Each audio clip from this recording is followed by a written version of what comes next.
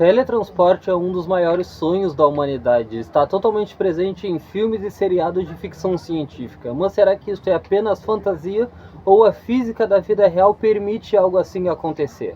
Geralmente, quando falamos de teletransporte, a maioria das pessoas pensa em você desaparecer em um local e aparecendo totalmente intacto em outro local, com a sua consciência, com as suas memórias, tudo igual, como acontece em seriados como Star Trek e como acontece também em Dragon Ball. Mas a física ela não trabalha com magia, ela trabalha com informação, energia e leis fundamentais. Então vamos por partes. A primeira parte nos leva direto para a nossa primeira pergunta fundamental: o que realmente somos fisicamente? Você não é um objeto sólido contínuo. Você é feito de átomos que são feitos de partículas menores ainda, como nêutrons, elétrons e prótons, e que na verdade esses átomos eles não ocupam quase nada no espaço. Se você for analisar um átomo, você vai perceber que a maior parte dele é vazio. O maior espaço entre o núcleo do átomo e os elétrons que estão orbitando este núcleo é espaço vazio. Então boa parte do seu corpo na verdade é espaço vazio. Você não é um objeto sólido contínuo. Mas o que define você não é só matéria, ou seja, não são só os átomos, e sim a organização exata destes átomos, a organização desta matéria. Se você bagunçar esta organização, você deixa de existir, porque é pela organização dos átomos que são feito tudo que existe. Os átomos de um metal, eles são organizados de uma certa maneira para que o metal ele seja mais resistente. Os átomos da água, elas são organizados de uma maneira diferente. Os átomos do gelo se reorganizam de maneiras diferentes. Então tudo que existe é composto de átomo, e esses átomos eles precisam se organizar de determinada maneira para conseguir compor tudo que existe. E isto não muda com você. Para você existir, os seus átomos precisam estar organizados com uma certa organização. E isso nos leva para o nosso primeiro problema, que seria basicamente desmontar um ser humano, porque transportar um ser humano da maneira clássica, como vemos nos filmes, como vemos em Dragon Ball, como vemos em diversos conteúdos de ficção científica, em que o corpo ele se teletransporta como se fosse um objeto sólido de um ponto para outro. Para isso acontecer de verdade, teria que, na verdade, mapear cada partícula do seu corpo, saber a posição exata de cada partícula, saber a velocidade de cada partícula, saber exatamente o estado quântico de cada partícula. Um dia eu até posso fazer um vídeo falando sobre o estado quântico, falando mais a fundo sobre física quântica. Então farei um vídeo sobre isso mais a fundo um dia.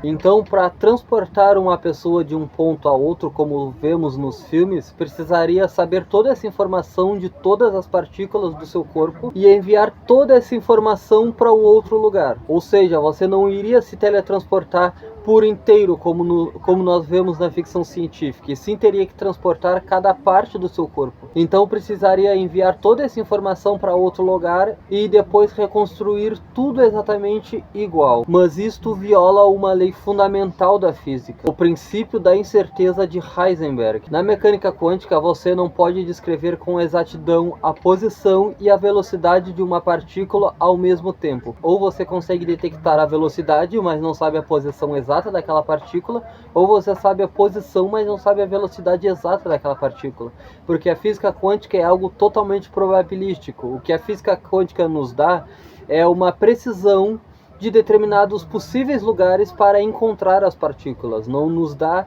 a posição exata da partícula, nos dá posições onde tem maiores ou menores chances de encontrar a partícula, e não uma posição exata. Então você nunca consegue descobrir simultaneamente a velocidade e a posição de uma partícula. Então isso já entra em conflito direto com esta ideia de teletransporte, já que você precisa saber a velocidade e a posição de cada partícula do seu corpo. Ou seja, você não pode copiar um ser humano perfeitamente. Então o teletransporte da maneira clássica, que é como vemos em Dragon Ball, nos filmes e tudo mais, já acaba aqui. Só por conta disso já se torna impossível. Mas a história não acaba aqui. Agora a história começa a ficar um pouco mais interessante, então continue comigo aqui ainda neste vídeo. E já se inscreva aí para você ajudar o canal a crescer, pois o canal está começando agora e precisa muito da sua ajuda. Se você não me conhece, meu nome é Will, eu acabo de finalizar a graduação de Física, então por isso que eu resolvi abrir este canal aqui para falar sobre isto que eu gosto muito, que é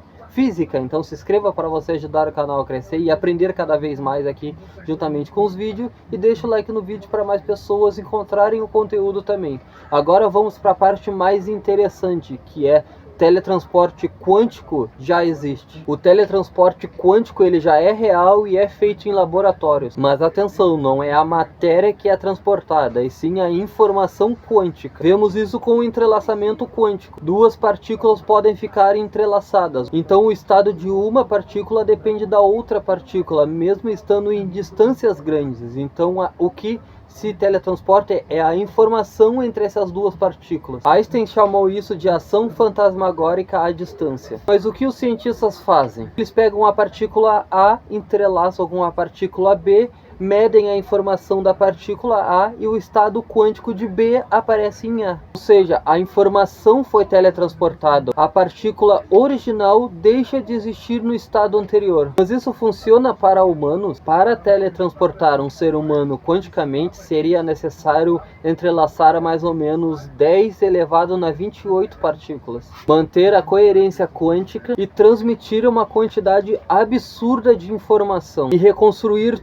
tudo novamente sem nenhum erro. Um pequeno erro microscópico significaria a morte instantânea ou algo que já não é mais você. Um teletransporte da maneira original necessariamente teria que destruir o seu corpo original e criar uma cópia exatamente igual em outro local. Aqui eu deixo uma pergunta filosófica: a cópia seria você ou seria apenas alguém que pensa como você? Sua consciência, ela foi transferida ou apenas duplicada? A física não responde isso, mas a implicação é assustadora. Consciência não é um arquivo, ou seja, não sabemos aonde a consciência fica, não sabemos se existe um local físico onde a consciência fica, não sabemos se ela pode ser transferida justamente por não ser um arquivo, e também justamente por não ser um arquivo, não sabemos se a consciência pode ser transferida ou se depende do cérebro original. Mesmo que a cópia tenha suas memórias, a sua personalidade, o você entrou numa máquina, mas nunca saberemos se foi você realmente que saiu dela depois. Se inscreva aí no canal se você ainda não fez isso, para você ajudar o canal a crescer.